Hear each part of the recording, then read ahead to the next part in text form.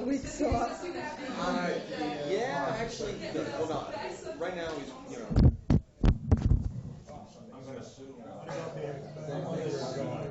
I'm gonna sue.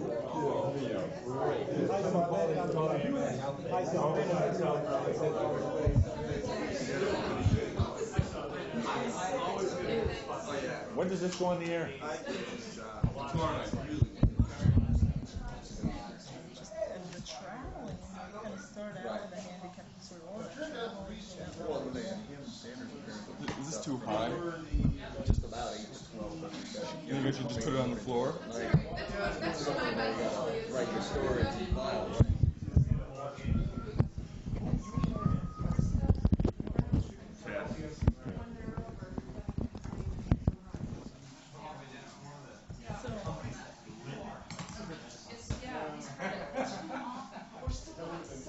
Oh, you know what? We're going to be the only ones that can do questions. It's fun. Martyr roll. I didn't think it was the only one left. Special thanks for they kicked in a tremendous amount. Because they were using we'll see. You can interject to the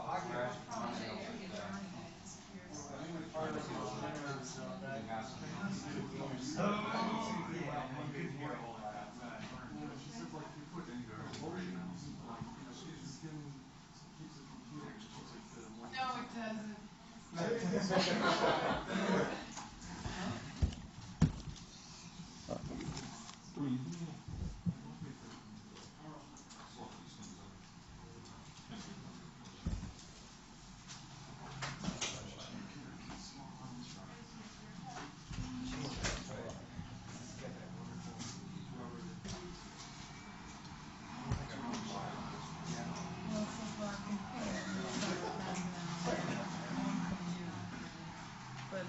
maybe advice is coming up.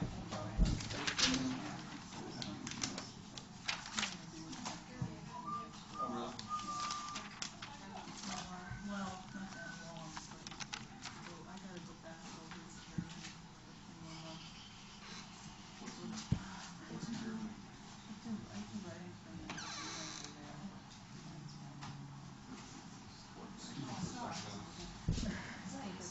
No, that's okay. They're being jerks. Okay, before we go on the record, I appreciate going off the record for a minute.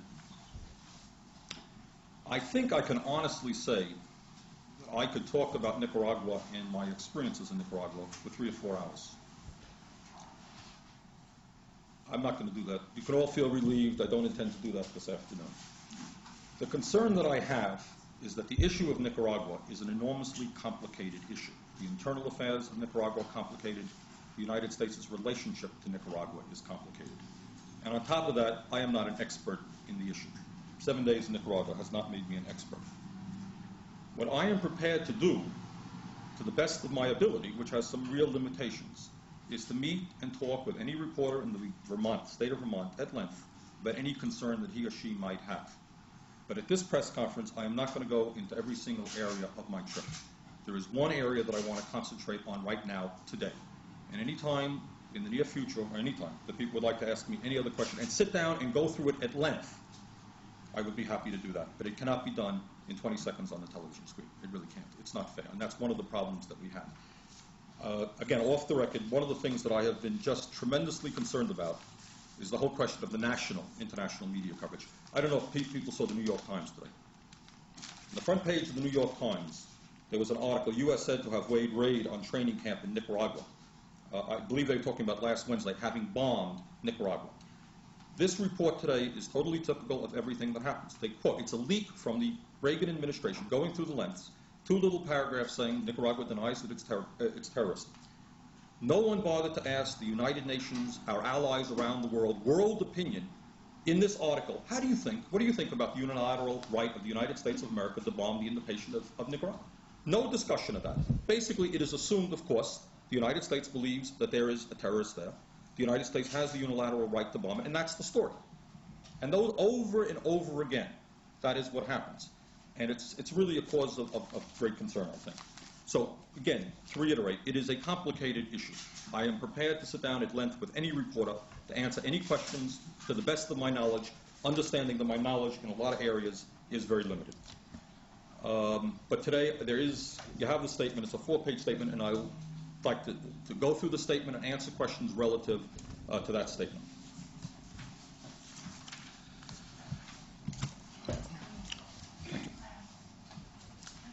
I guess the first point that I want to make is that my primary purpose in going to Nicaragua was not to determine in all of 7 days how good or bad the Nicaraguan government is, or this or that nuance of Nicaraguan policy. I am not an expert on Nicaragua. My major concern, and I feel this very, very seriously, is that I believe that there is a very real possibility that the United States of America is about to enter into a Vietnam-type war in Central America. I think that such a war would not only be a disaster for the Nicaraguan people, which it certainly would be, but a disaster for the people of the United States as well. Others may disagree with me, but I do not believe it is in the interest of the people of our country to have young men and women from Burlington, Vermont, from the state of Vermont, from any city or town in the United States, fighting and dying in the jungles of Central America. This is especially true when the government we will be fighting appears to have the support of the vast majority of the people of Nicaragua. In Central America and throughout the Third World, there is poverty and despair, the likes of which most people in our own nation simply are not familiar with. I was not familiar with it. Close to 1 billion people a year throughout the Third World are suffering from hunger. In Nicaragua, one goes around all areas of the country and sees people living in hovels, in shacks with dirt floors. Incredible poverty. And Nicaragua is certainly not the poorest nation in the world. It is in this context that we must understand the plight and the struggle of the Nicaraguan people. For 45 years, the Nicaraguan people suffered and labored under the tyranny and brutality of the Somoza dictatorship, a dictatorship supported by the United States government. In my view, the Nicaraguan people must be accorded the right and respect to develop and secure their own future and retain their own sovereignty. There are many people throughout the world who believe that the Sandinista government has made some very significant improvements for the people of Nicaragua in such vital areas as healthcare, education, agriculture, land reform, and the distribution of food. I am one of those people. I think significant progress has been made in a number of areas. They have also, in my view, gone a long way in extending democratic rights to a country which has no democratic history. One cannot look at a country out of context. 45 years of a brutal dictatorship does not lead to liberal democracy overnight. There are some people, obviously, in the United States and throughout the world who disagree with the assertions that the Sandinista government has been effective or done a good job. Disagreement over the pros and cons of the Sandinista government of Nicaragua is fine. In our country, we cherish open debate and discussion and different points of view. But just because the present United States government's administration and some members of Congress disagree with the policies of the government of Nicaragua does not, in my view, give our government the right to unilaterally destroy their government or any other government in this world. Just because we are the most powerful military nation in the world, and just because Nicaragua is very poor and very weak, it's a country of 3 million people, that does not give us the unilateral right to overthrow their government or any other government. Many of us in the United States are outraged that a large superpower like the Soviet Union has taken it upon itself the right to undermine the sovereignty of Afghanistan by brutal military intervention. It should not be our goal to imitate Soviet foreign policy by brazenly seeking to overthrow a government we may not like, which, by the way, happens to be one of the few democratically elected governments in Central America. This is not a question of whether this government is doing our bidding or is to our liking, but rather it is a challenge to the most fundamental and precious of American values, the rights of people to freely choose their own form of government. It should be pointed out to Americans that our policy of unilateral intervention is meeting widespread disapproval from nations throughout the world, including many of our allies. Canada, under the conservative government of Prime Minister Mulroney, has just recently concluded a trade agreement with Nicaragua. France has for a long time urged the United States away from its policies regarding Nicaragua, and most recently expressed its strong opposition to the most recent United States threats toward Nicaragua. Many of our allies have repeatedly asked the United States to alter its policies. In the United Nations, in the World Court, the position of the United States that has the right to intervene unilaterally is not meeting widespread approval. Ultimately, for better or for worse, it must be the Nicaraguan people who decide their own future, not the government of the United States. We cannot determine the governments of nations throughout the world. We cannot do that. Basically, in order to prevent the tragedy of another Vietnam, it is my view that we must move very rapidly in the diplomatic area. One does not have to be an expert in international relations to understand that if there is no discussion or communication between two nations who are in a relationship of crisis proportions, the likelihood of war and tragedy and death is greatly enhanced. The New York Times today reported that the United States seriously considered bombing Nicaragua last week with United States planes. That is an act of war. It was extremely disturbing to me that I, the mayor of a small New England city, was the highest-ranking elected or appointed American official to attend last week's celebrations and to meet with high-ranking Nicaraguan government officials. In my discussions with President Ortega, I received a distinct impression that he is prepared to meet with President Reagan at any time, in any place, in an attempt to resolve the outstanding differences between the two countries. I appeal to the President of the United States that before we bomb or invade this tiny little nation, please sit down and talk to these people. Do not commit this nation to a course of action and a war that future generations may lament for years to come. God only knows what kind of role I, the mayor of a small city, can play in this process. I expect not much, but I intend within the next few days to send a letter to President Reagan and Secretary of State Schultz and President Ortega and Foreign Minister D'Escoto urging such a meeting. Thank you. Give me a drink of water. Pat, can you get me a glass of water or something? Oh, drink one.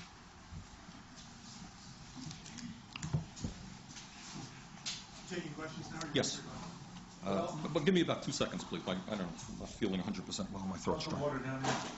I think I am suffering the results of a famous North American disease.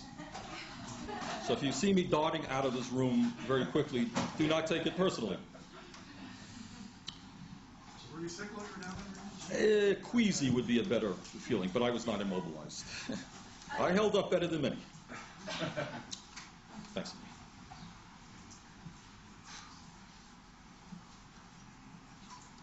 Because when I left, I took about half of the supply of dried fruit. If you've been having trouble getting little packages of dried fruit in Burlington, it's all in Nicaragua right now. Okay, any questions? I'd be happy to. Here's some more if people don't have. The lieutenant governor is among those who have criticized the fact that you were in Nicaragua criticizing the United States government. You, a U.S. official, or official in I'm not a U.S. official. Right, an official of the United States. How would you respond to those criticisms? Okay, you know, I take seriously, maybe I'm one of the few public officials in the United States who still take seriously that we are, in fact, a free nation. And that's what freedom means. We make fun of the Soviet Union that when Soviet officials make a policy, nobody disagrees with that policy. That is what totalitarianism is about. President Reagan has established a policy. I strongly disagree with it. I think that forget being a public official. As an American citizen, I and any other American citizen has the right to voice disagreement over that policy. I do not believe that that is unpatriotic. I think that that's what America is about. Another thing that Smith called for was for you to disclose the sources of your funding. Sure, you got it. You got it. The sources of my funding was that I was a guest of the Nicaraguan government while I was in Nicaragua. They paid my hotel bill and a number of meals that I had, probably $15 worth of meals. And the rest of the money is out of my own bank accounts, about $600 or $700. Not very complicated. Was the implication that this was part of the overall communist conspiracy? I don't know what the implication was. Okay, That's that's what he said. the sources of my funding. That's about it. There was a lot of criticism a few years ago about what was considered the Sanderistas, genocidal attacks on Mosquito Indians. You were in Puerto Rico, where many of those Indians were relocated to. What is the sentiment there? Okay, this is again, Alex, an issue. To use the word genocidal is absolutely incorrect. But this is an issue itself, a very complicated issue within a complicated issue. I think all that I can say at this time regarding that particular policy, of which I am not an expert, I'm not here to defend it. I think there are people in the Nicaraguan government who had problems, who disagree with what happened there at that time.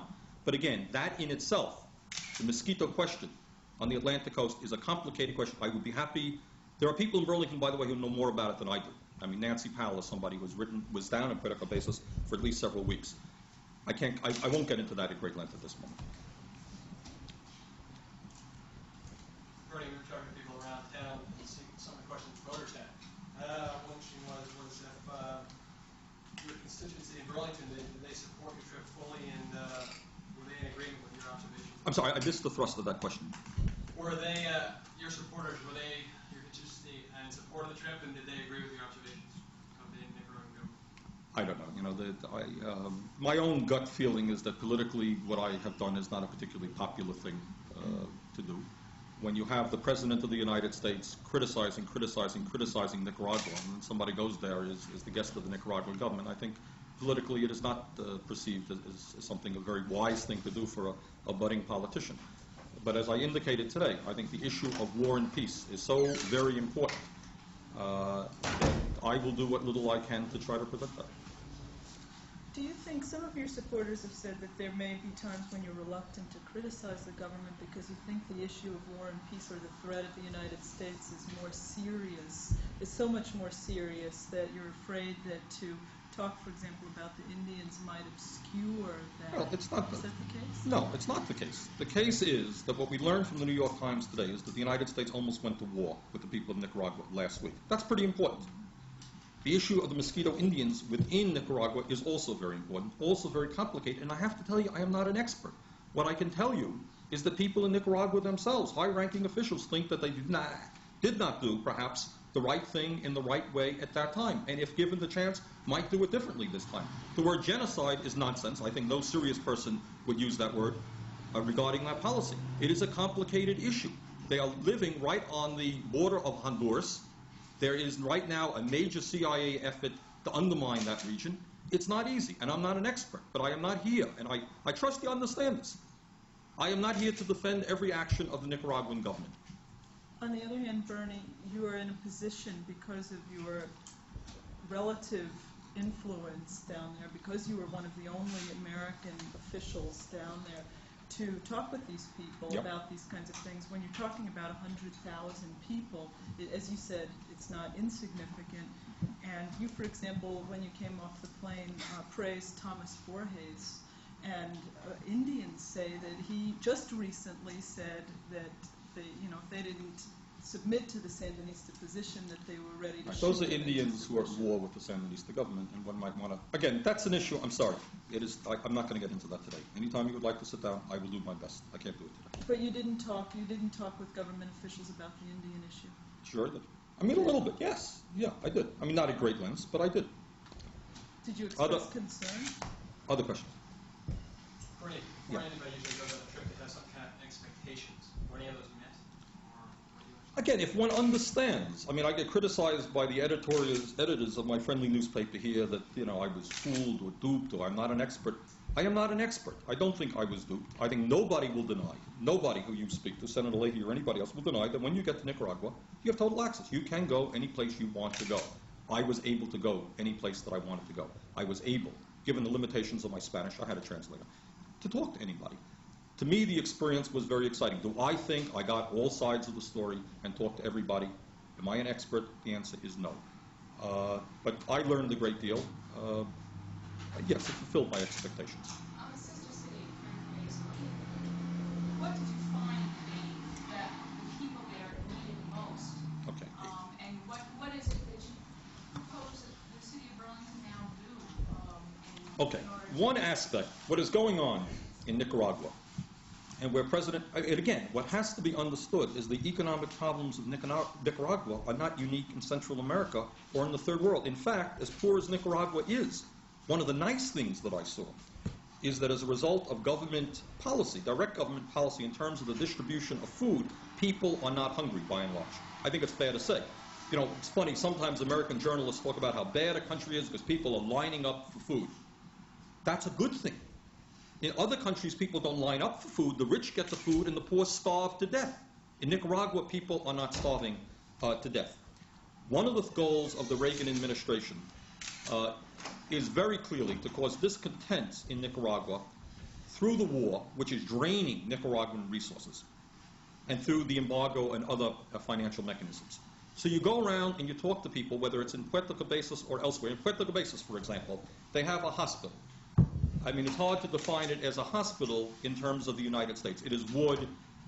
It is clean, but extremely primitive. The equipment that they have is extremely primitive.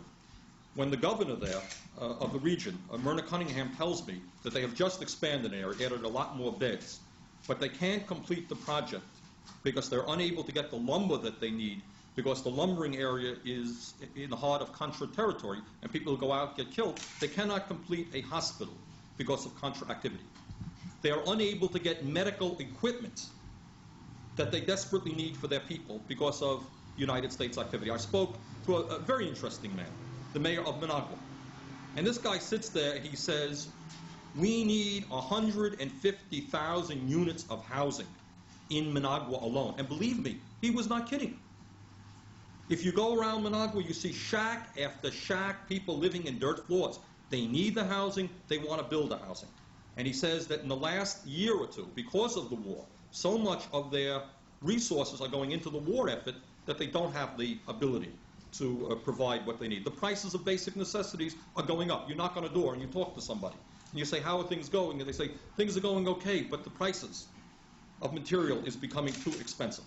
Okay? Again, not only a problem of Nicaragua, it's a problem of El Salvador, it's a problem of the entire Third World. Small countries which are exporting commodities are not getting. It costs them that much more for sugar as opposed to tractors or as opposed to oil. They're all being hurt. But that's what they were telling us in Puerto Cabezas, that they need medical supplies, they need books. There was a special concern that some people addressed to me in a meeting that we had about the desire to have the kids, the Creole children, maintain their English identity. So they want teachers and programs that could teach the children English. What do you intend to suggest that the people of Burlington do to address those problems? Okay, when I was down there, I gave a small amount of money that was privately collected from the United States to people in Puerto Cabezas for medical supplies and other needs. I will encourage us to continue that effort and try to get basic human needs supplies down there. How much did you do? I gave $300 and $100 of my own money, $300 that we had collected. In the past, a lot of demonstrations that we've had in town here against the embargo and then the breaking of the embargo. You haven't showed up personally for whatever reason, I don't know, and frequently send a statement to be read, and perhaps maybe keeping your distance on some of these things, or the GE demonstration, not being a participant in playing the mayor of the city. I wonder, is there any chance of you changing your involvement in those kinds of protests? I am deeply involved in many things. The fact that I don't go to every demonstration does not suggest that I am not deeply involved. I am going to work. I mean, I think it's a very strange thing, and maybe I'm a little bit presumptuous, which has been suggested about me in general. But having recently met with Ortega, I am going to do, and having the deep felt feeling that he wants to sit down and talk. And as I indicated earlier, before you bomb a country, you should at least communicate with these people. I will do my best in that level to try to bring together some discussion. And if President Reagan or Secretary of State Schultz refuses to sit down with those people, I think the American people maybe have to draw some conclusions from that kind of behavior. When was the last time Ortega said he heard from the U.S. government officially? Well, they had heard from, when I was there, I mean, I don't know the actual answer to that. When I was there, as a matter of fact, I think in the middle of the week on Wednesday or Thursday, I don't know exactly, the United States had delivered to Ortega, as a matter of fact, personally, I think, a very, very harsh note. I don't know how much publicity it got in this country, but the note basically said that we believe that we are going to hold Nicaragua responsible for any terrorist activity that takes place in Central America against American civilians. Presumably, if the next day some American, dropped dead of a disease, Nicaragua could be bombed because of that. That was the tone of that statement. So at least he had heard from them on that day. I don't know. Yeah. And Bernie, Yeah. what they're trying to do is on one level forcibly redistribute the wealth down in Nicaragua. And one of the things which the Reagan administration touts as a major problem is the lack of freedoms as we Americans understand them. Right. How do you justify your feelings about freedom, your belief that it's the right thing, with a conscientious social policy which is designed to... Two things. But the most important thing is what I believe, in my view, or what President Reagan believes about Nicaragua really is not the issue. For example, if we're concerned about human freedom, we should be talking about Pinochet of Chile. The United States embraces Pinochet. He is a mass murderer who overthrew democracy. Stroessner of Paraguay entertained Nazis, according Mendeley, down there for years and years. Duvalier, some of you may have read in the paper the other day. Haiti is the most economically miserable country on the entire earth. He has made himself ruler for life. Why isn't President Reagan invading Chile if he's interested in democracy and freedom, or Haiti, or Guatemala? In other words, I see that as a totally hypocritical concern. I am, to tell you the truth, a strong believer in civil liberties, and I want to see every country in this world free. I don't see that as a consistent part of American policy. Why suddenly Nicaragua? No, very few people would deny today that Nicaragua is a freer country than it was for 45 years under the Somoza dictatorship. Where was Americans concerned about freedom under Somoza? Where people were tortured and killed by the thousands. Some people say that Nicaragua's election was not perfectly free. I don't know. I mean, there are differences of opinions on that. But certainly I can tell you it was a lot freer than any election they'd ever held before. I asked a man, the editor of the Prensa, for example, who of course is a strong opponent, is a supporter of the Contras, about freedom and democracy. And what he told me, interestingly enough, that if the Contras came to power, he wouldn't guarantee, that's exactly his words, I wouldn't guarantee that Nicaragua would be a free country, that there would be democracy. I think he's right. I think there would be far less freedom, because the Sandinista movement is so strong that it would have to be brutally suppressed, quite like they did in Chile. So in other words, the point is, if somebody says, I am concerned about that lack of democracy, the other thing that I asked them, interesting, I said, tell me about all of Central America. Let's put this in context. Is Nicaragua freer than Guatemala? Yeah, it's freer. Freer than El Salvador? Yeah. He felt that Costa Rica was the freest country in terms of, and maybe he's right. But he himself thought that Nicaragua had more freedom than any other country in Central America other than Costa Rica. So I think all that we're saying is, if the United States, I don't believe, to tell you the truth, that even if a country is not free, and everyone admits it, that you have the right to invade it. If you do that, you're going to be invading about 30 or 40 countries or 50 countries around the world. But the point is, I say that the Reagan administration is totally hypocritical when they talk about their lack of freedom in Nicaragua. Because they want to talk about lack of freedom. There are a lot of countries which have a lot less freedom, which have long been supported by America. Why is it you think that the Reagan administration is so preoccupied? Okay, I'll tell you why. I mean, in general, why? The answer is reasonably obvious. The United States government makes a habit of overthrowing governments which are nationalistic, which feel that their major allegiance is to their own people, whether it's Chile, whether it was Guatemala, whether it was the Dominican Republic, or so forth. What the United States is doing in Nicaragua now is totally consistent with a policy of many, many years under many, many presidents. Let's be clear about that.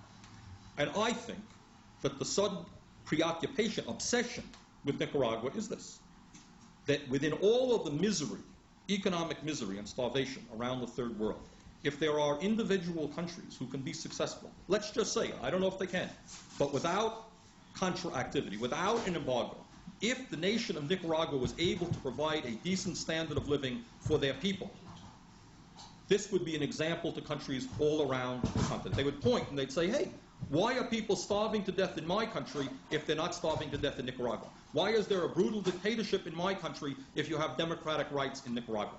So I think what Reagan wants to destroy is an example of hope, perhaps, for the people of Central America. There was a lot of sympathy in this country during the Carter administration for the Nicaraguan government before the Yeah. Sandinista revolution. What happened?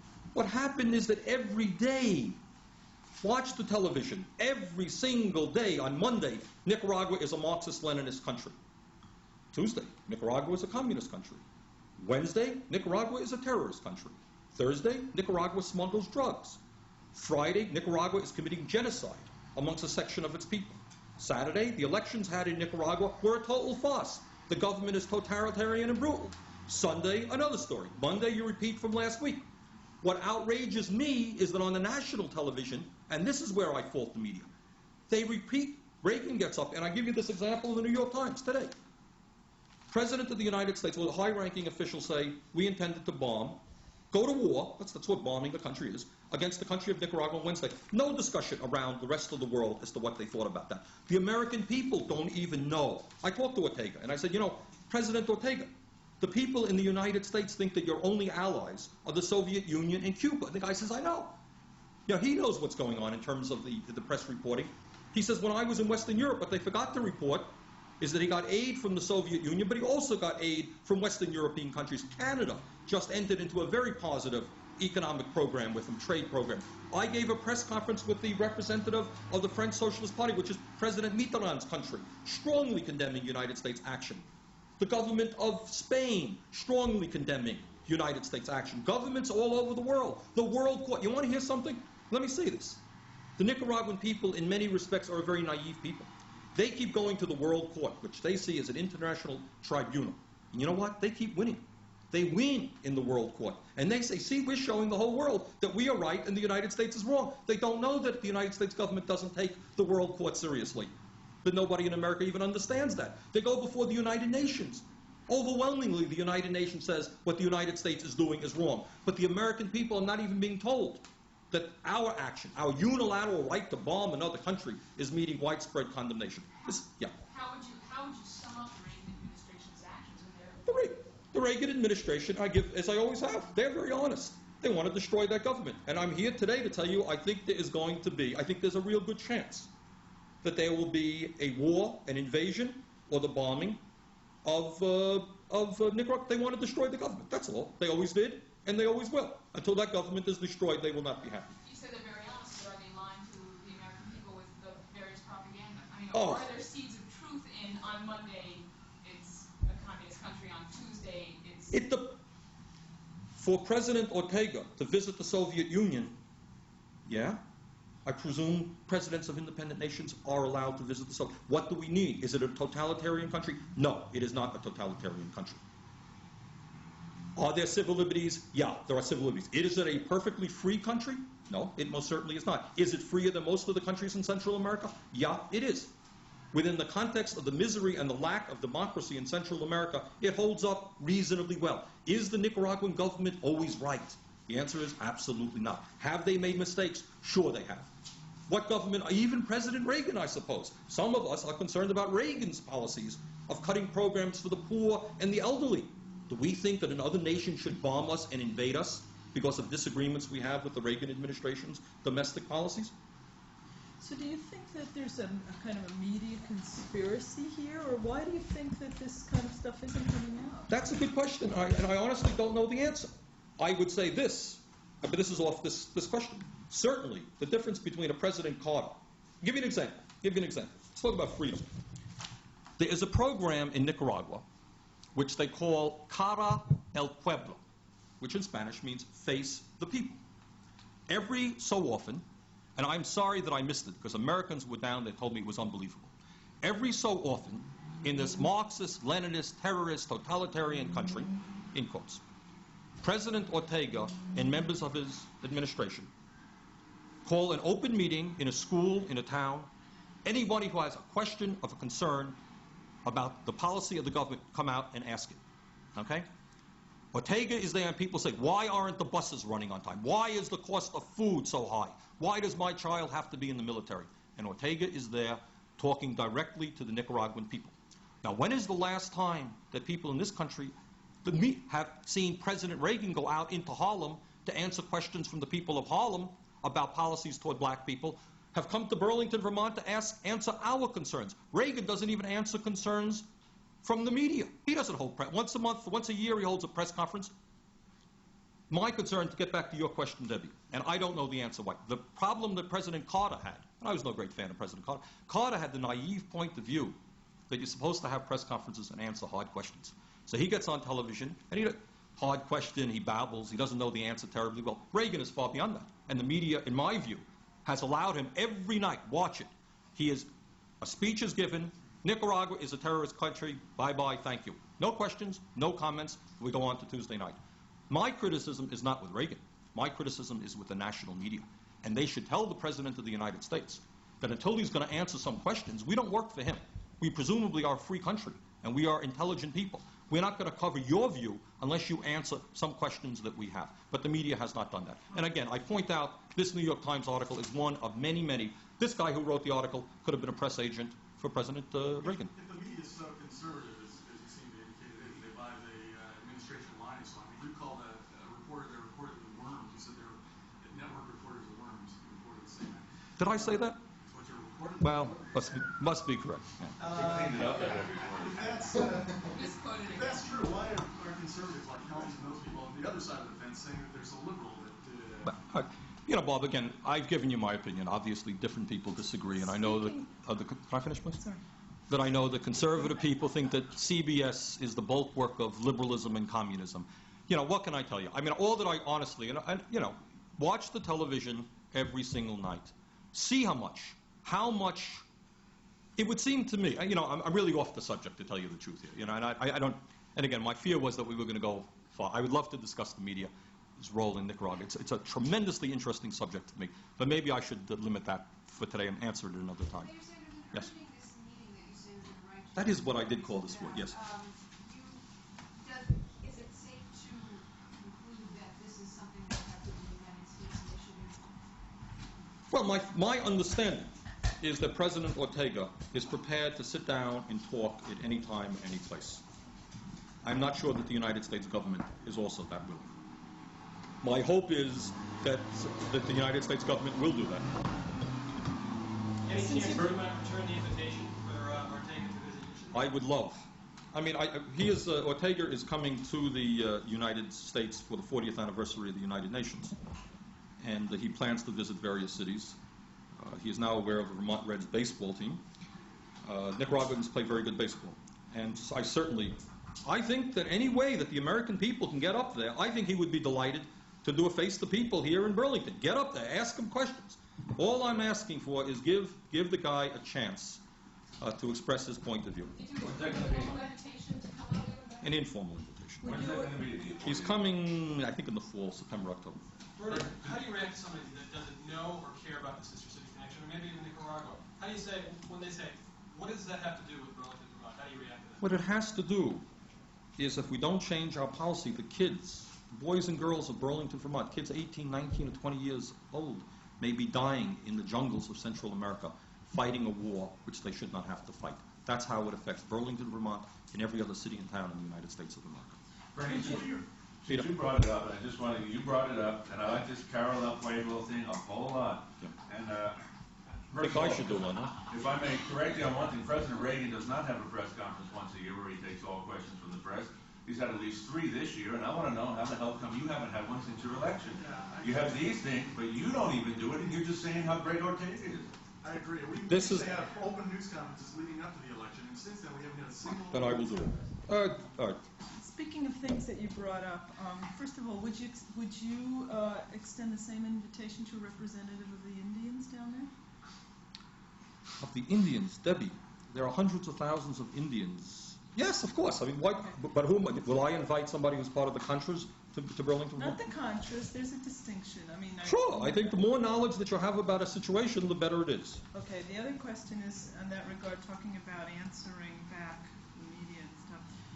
One of those people, a very respected guy from Washington, from the Indian Law Resource Center, wrote to you on February 28th expressing some of their concerns. Any reason why you never answered him back? No reason. Mayor, aside from, Okay, let me just, is there any other questions that the regular meeting have? 'Cause- okay, yeah, did you want to, I mean, I'm sorry, are you, He's the regular. are you with the Vanguard? I'm sorry. Okay. They're not regular. You're regular. semi-regular.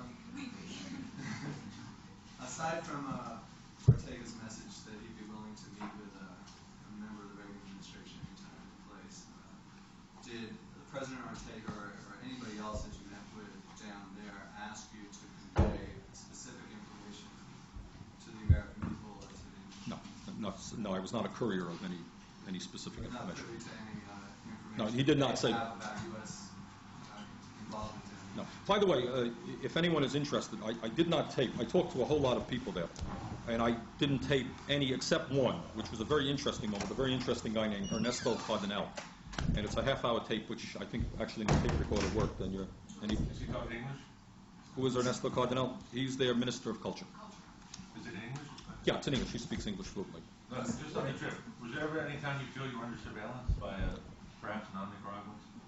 I did not get that impression. I got through the customs In bridge. terms of you extending your invitation to talk to people at length, you said Vermont reporters. Would you also do that with national press? Yeah, I'd love to. Sure. What are your plans to get do you have any plans for getting word out on your trip to other Vermonters? Well, I think I'm doing that today, hopefully. People listen to you and read you and watch you. You got a thing scheduled with Montpelier came in the mail yesterday. What? You're going to be speaking with Beecham in Montpelier according to something that came out yesterday from the Rainbow. I honestly am not yet aware of that. Yeah, Stewart was down, and I mean, Stewart would be a good guy to talk to also. You know, I do think, though, that it's... The other thing, the last thing that I want to tell you, is they want Americans to come down there. Go. I have a question. Do you feel that meeting with La Prensa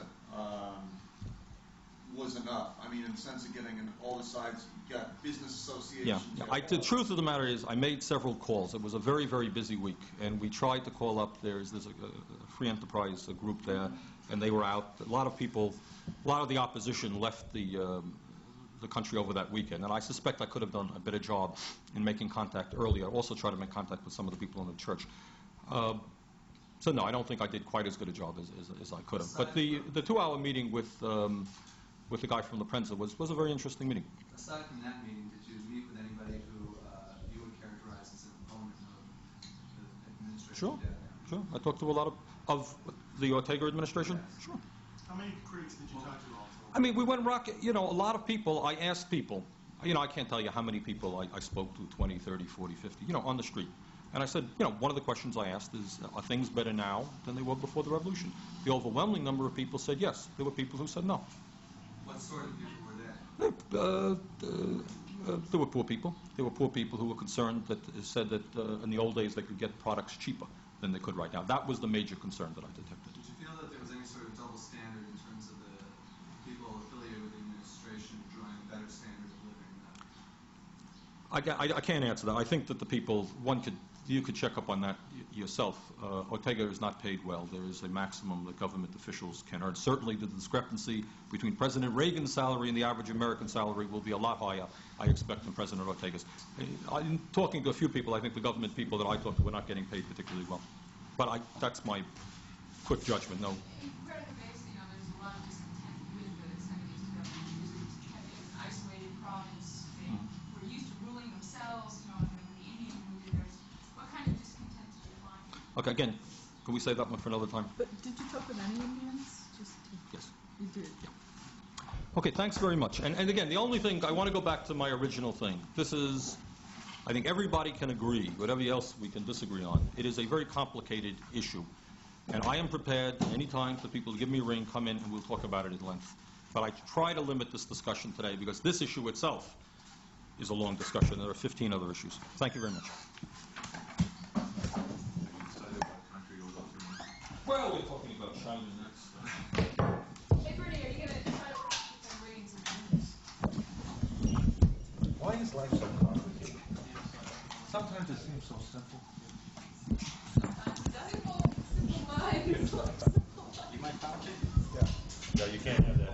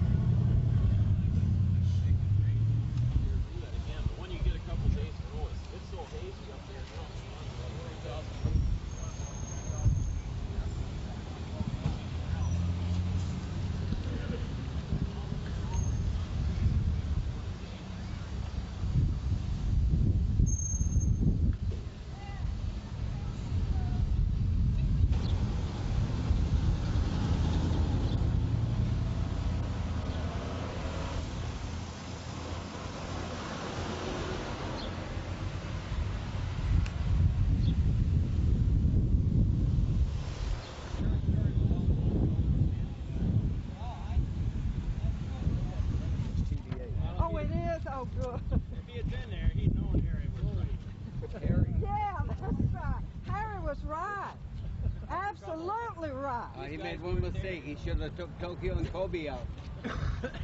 Harry was plenty right. Oh, they went to Canada. Give us more decisive Harrys. Can you tell us what you were saying earlier about why you believe in this? Yes, I'll be glad to. Are you talking to me or? Yep. Oh, I'm Marguerite Armstrong. I am county committee woman of the Republican Party. When I was age 26, my husband, a young lieutenant, was blown to bits in Korea. And the reason we did not have enough to fight with, that is the Chinese Red broke across the Nakton River, and my young husband was blown to bits. And so ever since then, I have stood for strong defense, and I shall continue. And God bless America, and God bless these patriots. Thank you.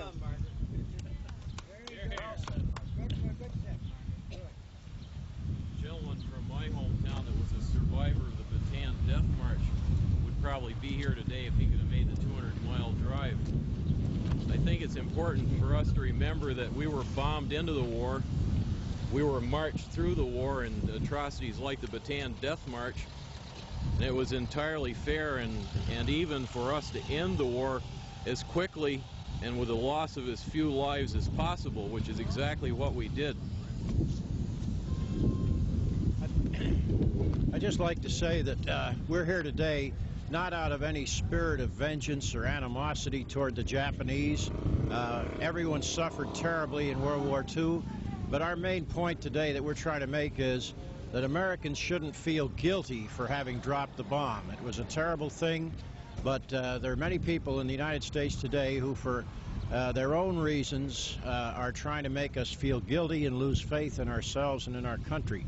So that's why we're here today, and this is being sponsored by Citizens for America, and I'm Mike Jacobs, the chairman for Vermont.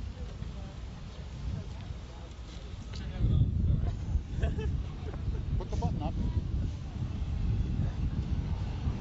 Can I ask why you're here today? Yes, we're trying to stop the use of a weapon that no longer has any military value. That's one thing. Okay?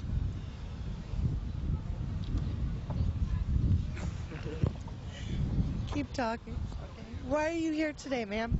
I'm standing in shame for what our country did to the civilians in Japan, in Nagasaki, Hiroshima. Why are you here today?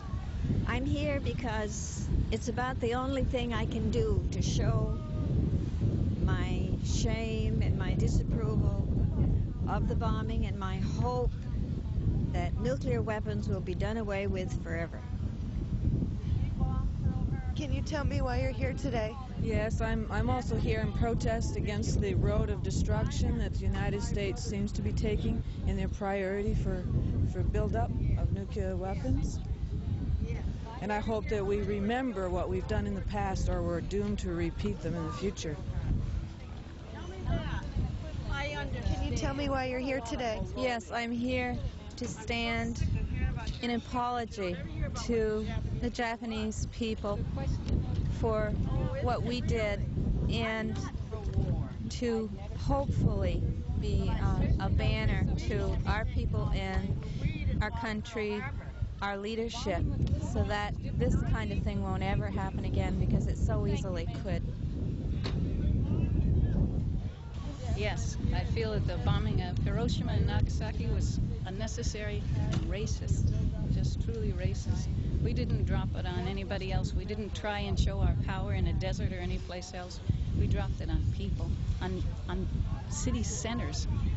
We dropped it on one of the cities that had the highest Christian population in Japan. It was an ungodly, cruel, barbaric thing to do.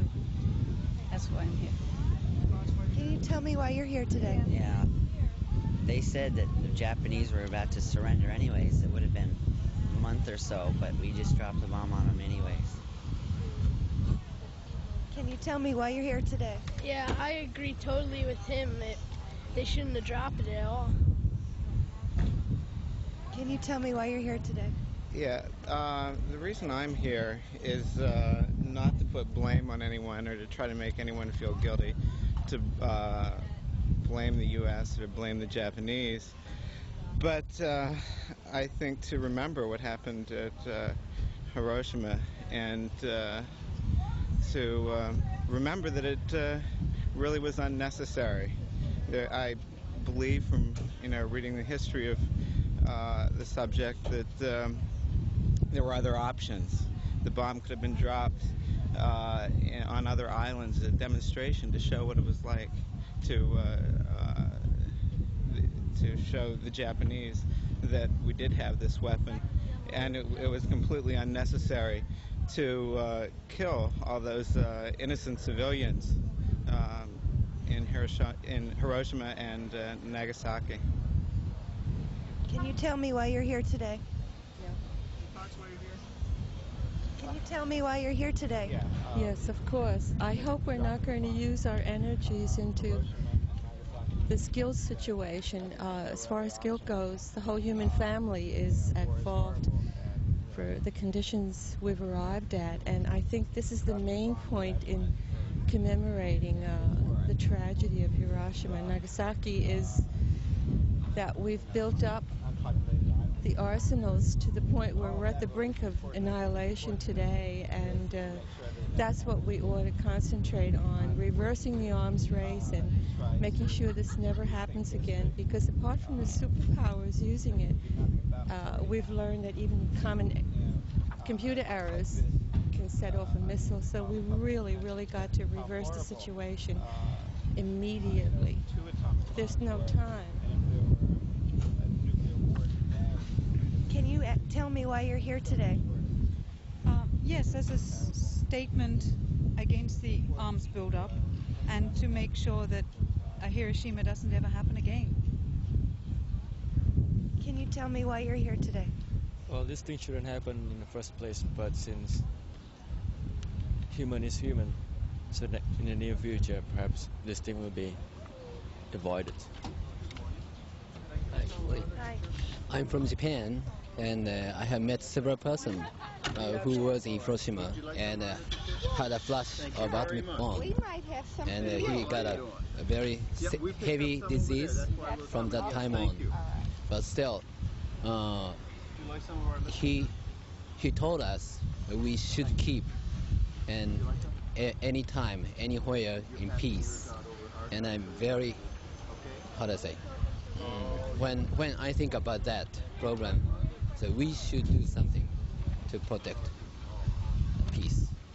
No more Hiroshima. Yeah, thank you.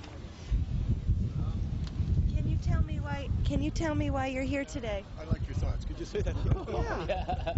I think what we did was wrong. We had a very miserable. And it doesn't matter who started what, but it was immoral. And I've seen a lot. I'm 71 years old. So I just think that I feel terrible. And I also feel very sorry for those people across the street. Okay? Can you tell me why you're here today? I'm here because I don't want another event like the bombing of Hiroshima or Nagasaki to occur. I would say the same thing. Never again. A nuclear war is unwinnable. I'm here today because I want my children and children all over the world to be able to grow up. We saw in the terrible first instant that the blast dropped over Hiroshima, 140,000 people vaporized and into charred corpses.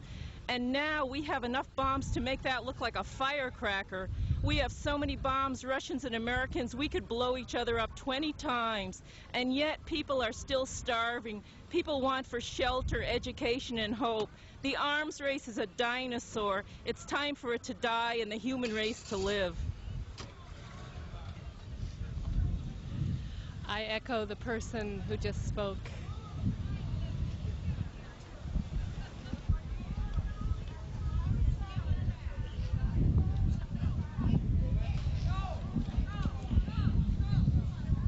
Get enough? You feel the way I do. I keep getting more.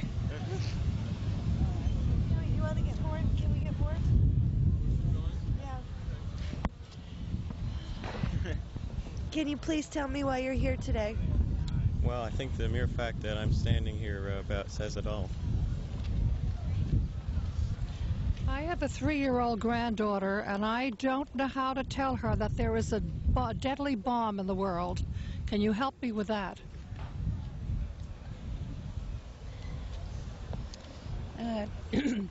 To try to illustrate the point that there should be an end to nuclear armaments and an end to the defense arms race. I feel very honored to be standing here with so many Japanese citizens. They're all along the row here. Would you like to tell me why you're here? I just feel sad when I see people who justify the atomic bomb. I don't want it to happen again.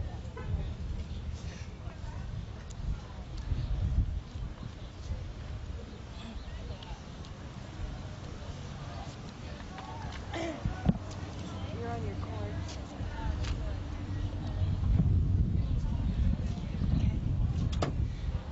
Can you tell me why you're here today? No. Just I want to say I'm opposed to nuclear power. Can you tell me why you're here today? Just I show my opinion. I'd like to show my opinion. No more Hiroshima. Can you tell me why you're here today? I'm here to support my friends in Pax Christi in a prayerful vigil. I'm here primarily to pray that nuclear weapons never have to be used again. I'm here to show that I regret the use of those atomic weapons against innocent people.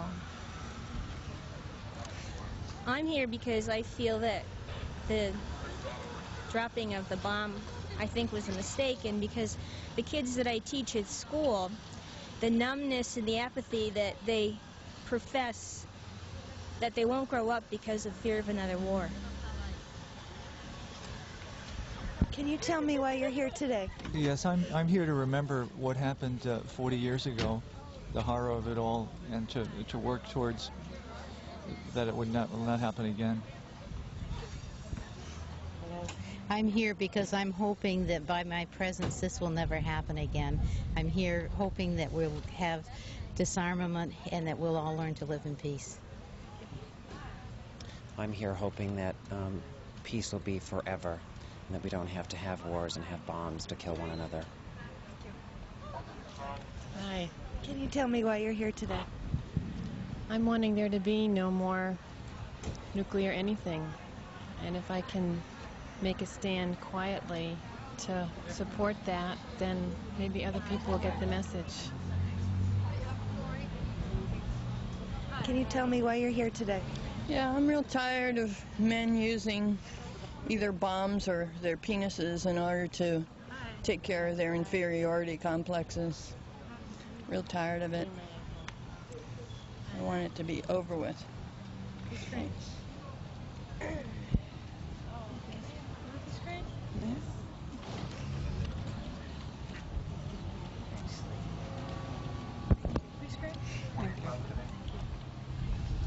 Can you tell me why you're here today?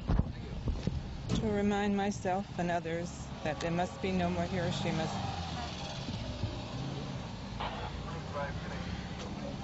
I'm here to mourn the death of human life, and I hope that more energy is spent on deciding what we're going to do about having the bombs, the nuclear bombs, rather than all the energy spent on whether or not we should